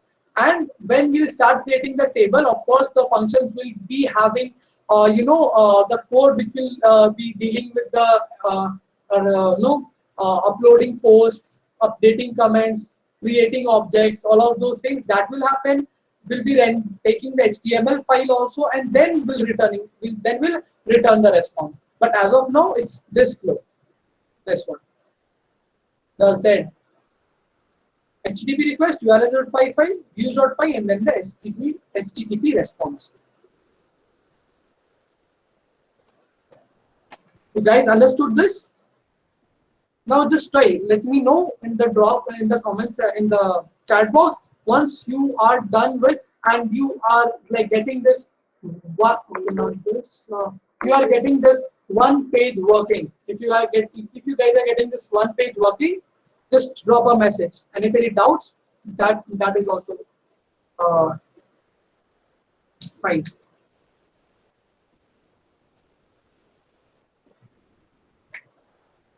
The only thing I'll just say is don't, you will see a lot of things. Just try not to get confused, because that was the mistake that I did while I was learning Django. When I was getting this so much of information, it was too confusing for me, and it will be for you. But I'll just tell you that keep it in a formatted way. Okay, this. Create super commands are on a different side. That was the setup. What did you type on the command prompt? Which was the last command? Okay, the last command I just typed was instead like just to run the server python manage.py, because we did some execute, we did some changes in the codes and all. Now I want to check whether all of these are working. So I just started my server and just copy pasted this link.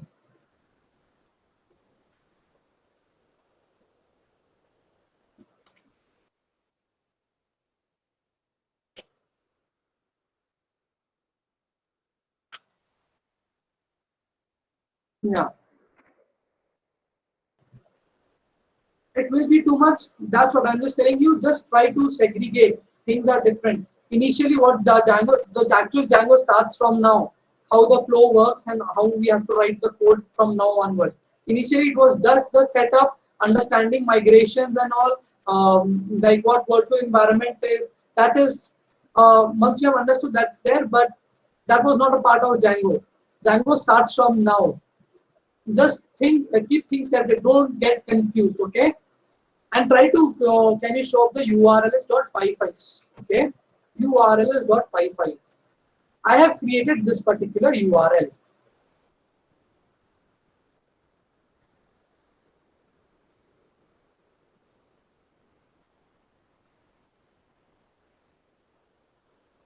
No, you can just have a syntax. The syntax is over here.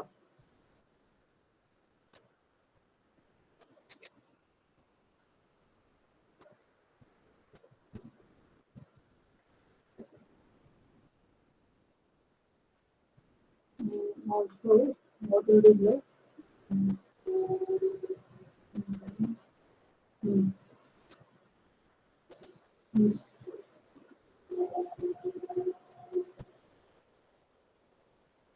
Take time. Take your time. Just don't get confused. Take your time. If you are facing any doubts anywhere, if any not getting linked properly, just let me know.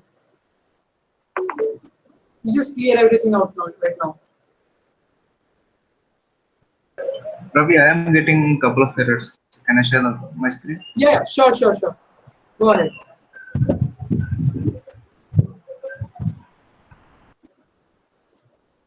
Sahana, is the URL is okay? I'll just send the code. The whole URL is got file code in the chat box.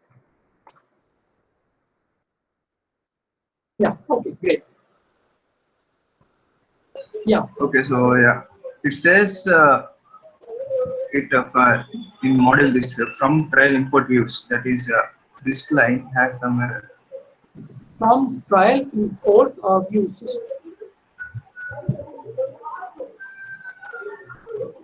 Okay. You just go to the now. See. Yeah. Everybody, just have a look here. Just once on the screen.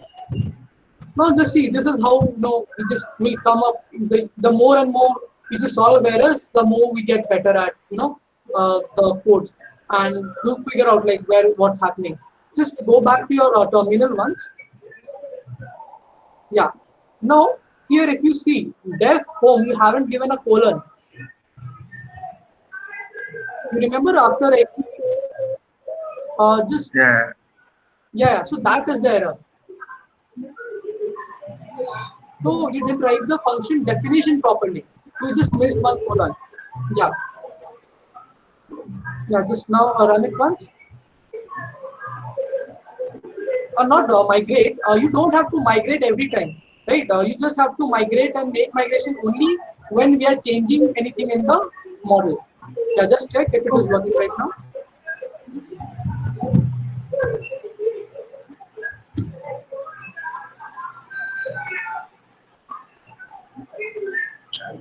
There's any.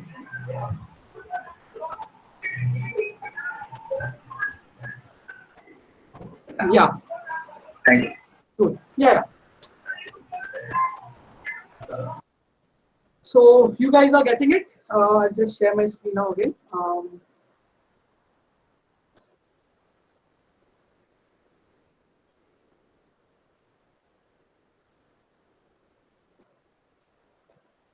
Yeah.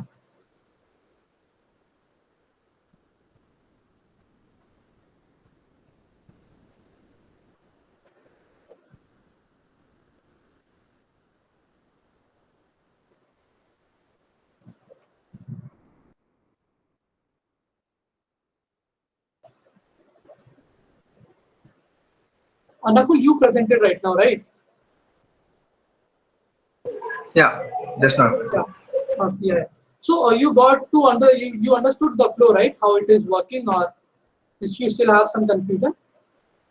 No, I got it. I got it. Yeah, yeah. Cool.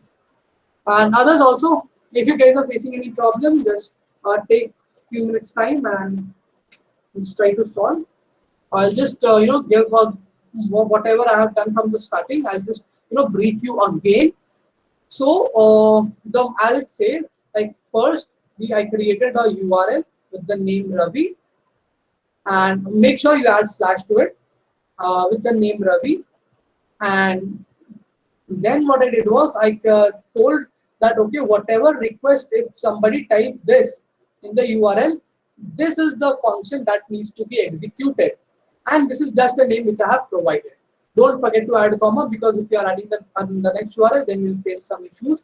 So now, where is this view for .home? Which function do you want? So I said, okay, bro, in from the app, take this views. So from the app package, I imported all the views, and from the views now module, I'm telling that from this views, execute home. And like even if now, if this was file name was something like some give some name like admin dot not admin or viewers dot py, then we would have written here import viewer, and here viewer dot home. Cool. So we are actually importing this module, and inside that module, this is the function home function which I want to execute. So this is the flow. Yes.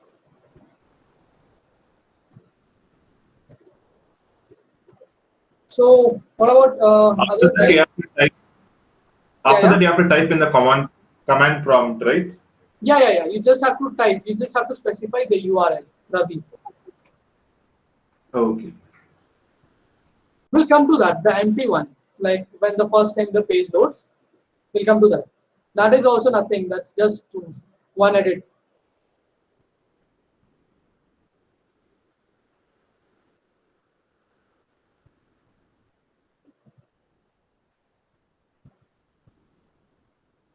Also, as of now, you're able to get it, Siddharth, the working page. Yeah.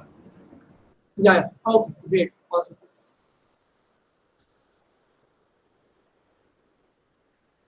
And others, like if you guys are stuck, let's just just share your screen and we'll just solve it one by one.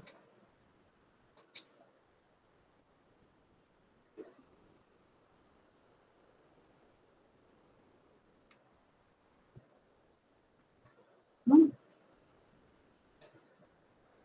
Drop a message like if you guys are able to follow whatever I did. Okay, you got it. That's great. Great. Okay, you guys have already got it. That's awesome. That's awesome. Wow. Okay. Awesome then. So now, as Siddharth said, like, what is this? Like, why is this coming? I'll just hmm, what is this? Whenever I start my server, this page not found is coming. Why? Because we haven't specified any URL for that.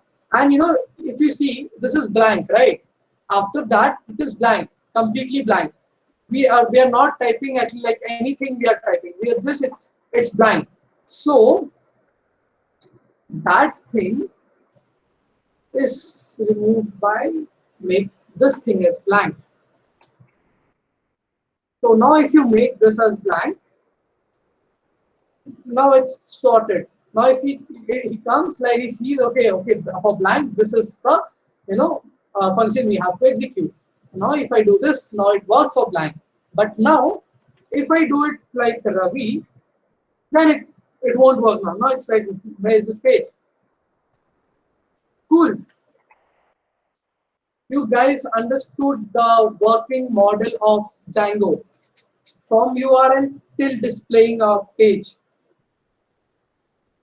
Great.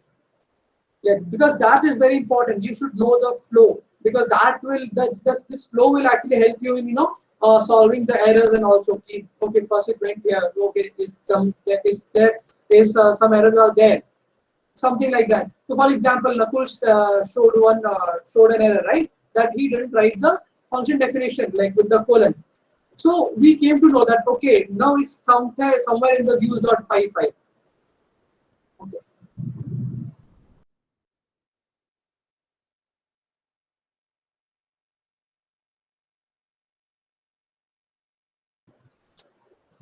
Okay. So this is how it goes, and this structure is called as MVT. That is model view template structure. As of now, we are using this Z structure from a URL from then used an HTTP. But the structure, because we are like the model, the changes happen. The function views is used to actually push those changes, or creating an object and all of those things. Then the views file is used to render a template file and then return it. So now again a question to you guys, like okay, so this has been a bit much. So are you guys like in a state to take up some more stories, and like for example, to render an HTML page, of course we have to create some more folders and like we have to create some more values and all. So are you guys in a state to do that? Are you guys in a state to do that? Okay, great. Nakul, what about others?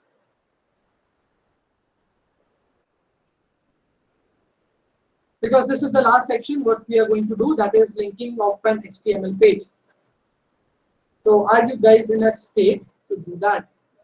Nakul said yes, and I want like an answer from others as well. If we're not doing it now, can we do it tomorrow? Yeah, that's what. If you guys if you're it's sometimes frustrating too much of this. So if your level is reached, then we can continue tomorrow. But like that's what I'm just seeing the count again. Like who wants tomorrow and who wants it? Okay, tomorrow. Cool. So I'm sorry, Nakul. The votes for tomorrow is higher, so we'll be taking it up tomorrow. So, any doubts now you have? Any doubts? Any of you? So, like, how did you find Django? Are you like finding it difficult, or how are you finding Django? Let's just have, if you guys like, we'll continue tomorrow. So, we'll do it. And so, any doubts, something like that, you have in mind? Any like anything like what's Django, or any doubts about Django, the workflow? Anyone is having any doubts?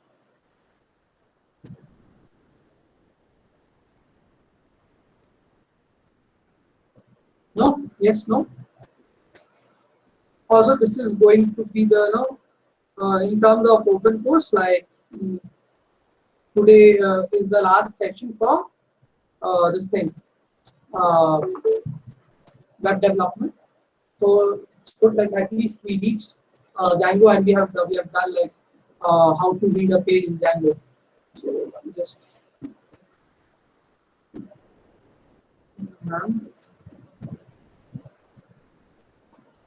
meanwhile, any doubts or anything you guys want to discuss, can just feel free to unmute and just talk.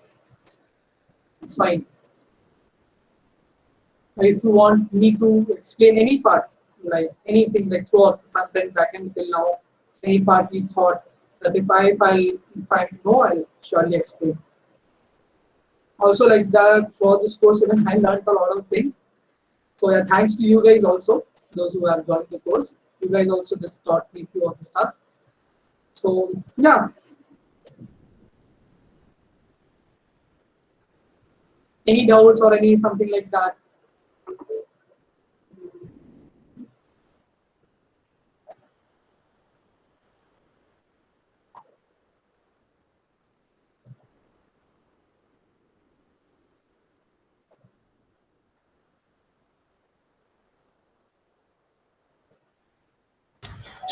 No doubts, students.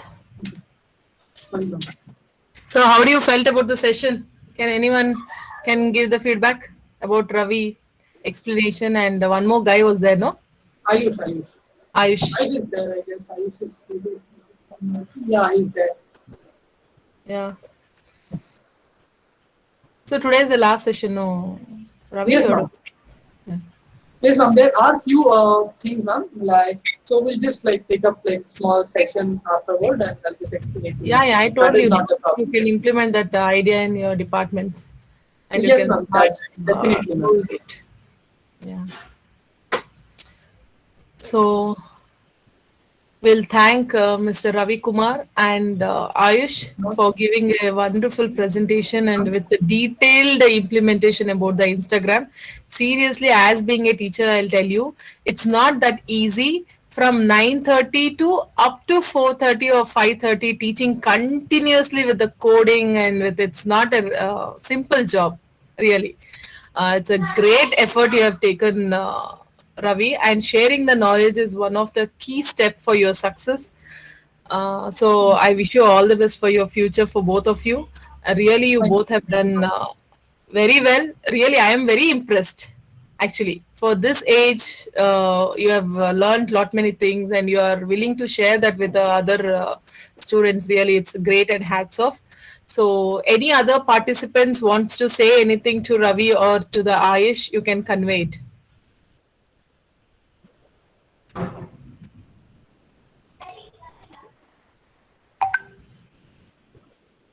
Come on, students. You are telling so many things in the messages from past so many days.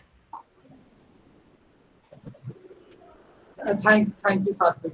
Thanks And a lot. so been benefited I feel many. like thanks to ma'am them also because like they were responding, Yeah, and that's the best part. yeah, that is what I told. Because in many of the talks or webinars or when we attend or when we give a talk, most of them in classroom only they don't respond so many students. I don't see even one or two responding in class. But here, at least 50 students were so much interested and they were responding. And if I say that I want to end the session, they were requesting for ma'am one more hour. We'll go ahead with the session. That's really what to say. That is a success of this open Yes, course. ma'am. At that point only, ma'am, I was like fully satisfied. Yeah, Like, that is like boosting the resource person to go ahead with yes, more ma'am. and Like, more actually, topics. they did a lot. They did a lot. Yeah, seriously, Like I the appreciate amount the. once they started replying, like we created short terms now, like C for cool, can clear, then yeah, Y for yes. So they used to just C. I used to get messages, so it automatically energizes me. I'm like, okay, Yeah, yeah, seriously. Even everybody is I attended all the sessions, Ravi. Seriously, I tell you, it's there. one of the best session I attended for the open course. Thank you Yes. so much, ma'am. Very, Means a very lot. nice. Well done. Means a Keep lot. it up.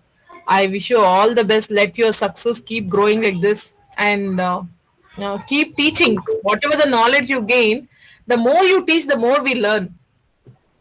Yes, ma'am. In fact, ma'am, that's what I was telling them also, ma'am. That we actually learned a lot. Like there were few things, like ma'am, as Instagram, like Python is also it's too much. So there are some things which I don't know. There are, for example, Siddharth was experimenting new things, like with the function and all. So Yeah, then yeah, I thought to figure it out. Okay, this is also how we can work or something like that. yeah. That's good. So, students, Yes. next year, any one of you in this group has to be a resource person for the open course. Same like Ravi. I make sure. I mean, I wanted to see so many aspirants to be Even a I, resource even person I, for you. it will be a great success for me also, ma'am. If someone from this course, if he is teaching someone else, it will be like Yes, Ravi. if someone from this course also comes up and like a resource person and he's also sharing his knowledge, it would be Yeah, that's what you are the inspiration now for everyone. So here, I think most of them are joined from the 4th semester. So when they step into the 6th semester, they have to be like you.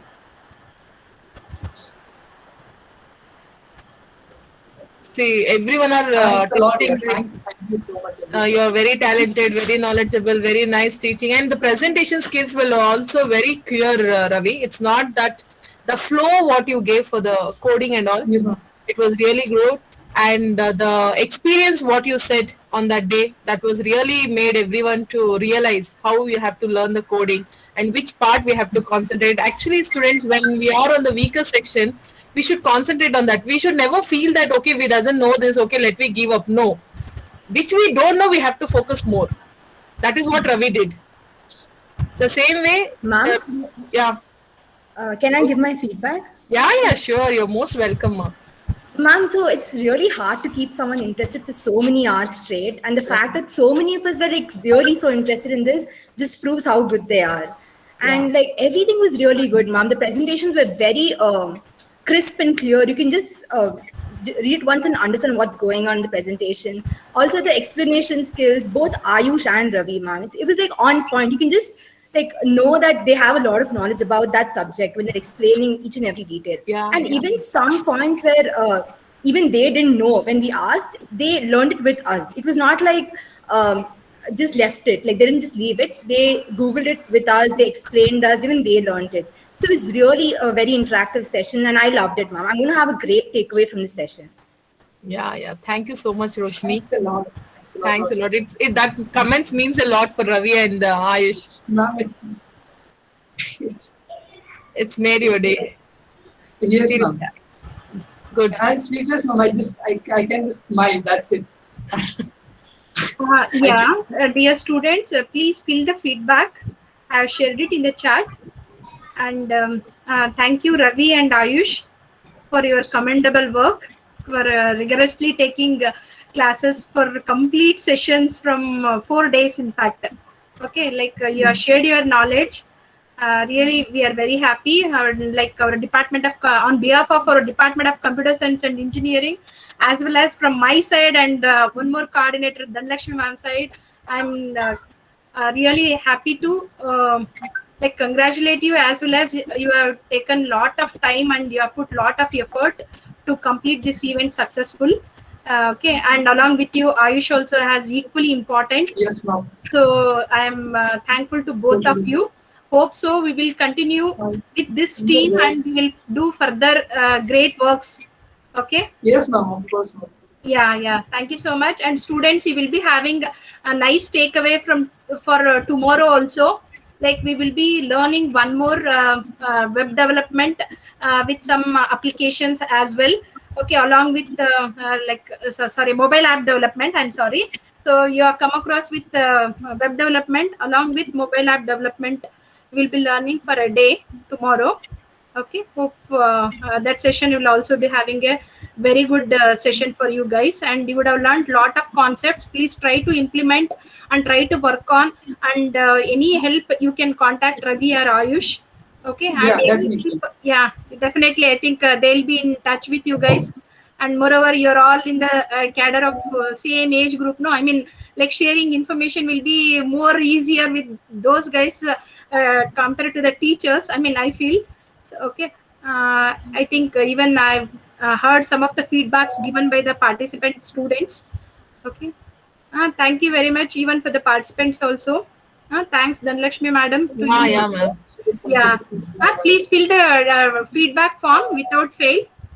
I've shared it in the chat. And thank you, ma'am, also for giving me a chance also to share my knowledge and experience with all of them, ma'am.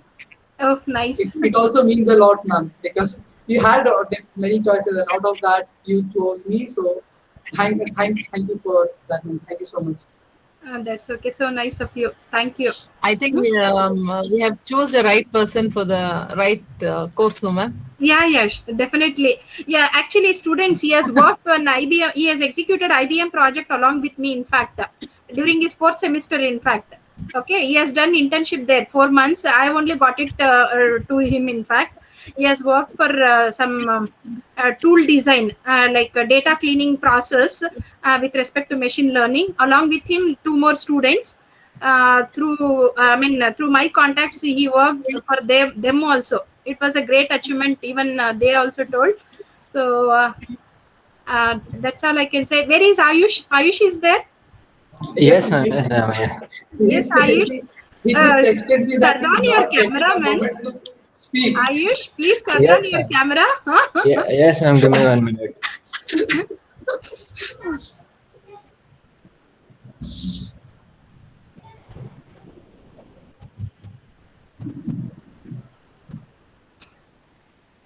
Anyway, nice, Ayush. Even you have shared lot of knowledge with respect to front end. Yes, ma'am. Yes, ma'am. Okay, you Thank you people for wants giving one such more a. day. Yeah, you people wants one more day, but because of running short of time, and as well as we need to, because it's already designed, the work has been designed and it has been Yes, floated. ma'am. So we thought of continuing with mobile app development also. So otherwise, I would have given one more day to you people itself, so that you can share No, your. ma'am, it's actually good also, ma'am. We'll get a bit of idea about mobile app development also. Okay, yeah. Maybe actually then build the Instagram app also with. Okay. So they will have two takeaways, no? Tomorrow also they are learning Yes, some ma'am. new course, right? Yeah. Okay. Thank you, Ayush, once again. Yes, So thank you. yeah, Yes, I we need your continuous support, fine, for further programs like this. Okay, with a little more advancements, fine. Yeah, thank yes, you, participants. Yeah. Also, ma'am, Students, I just tomorrow also, I like to see the strength of same Yeah. where for the mobile development. Yes, exactly. Yeah. So you will be learning one more technology actually. You should be very happy. I mean, with 5 days course, you will be, at least you will look into certain aspects, right, ma'am? They can learn some Yeah, ma'am. Yeah, Mobile application development. So yeah. the history of how the mobile development application was used and how it has been designed, and the current trends of mobile development, and the future trend of mobile development, we are going to see it in the first session. In the second session, we are going to install the Android application and all the APK files we are going to run. In the afternoon session, we are going to design and applications. For example, like some small visiting cards, how your mobile application changes the wallpaper, how you're going to set the counters, and how you're going to save the images in your mobile application. So these many things, coding and all, we'll see it in the afternoon session. Okay, so please all of you make sure tomorrow by 9:30 you all are attending the class. We'll start by 9:45 and we'll take away the session up to 4 o'clock. Okay, students.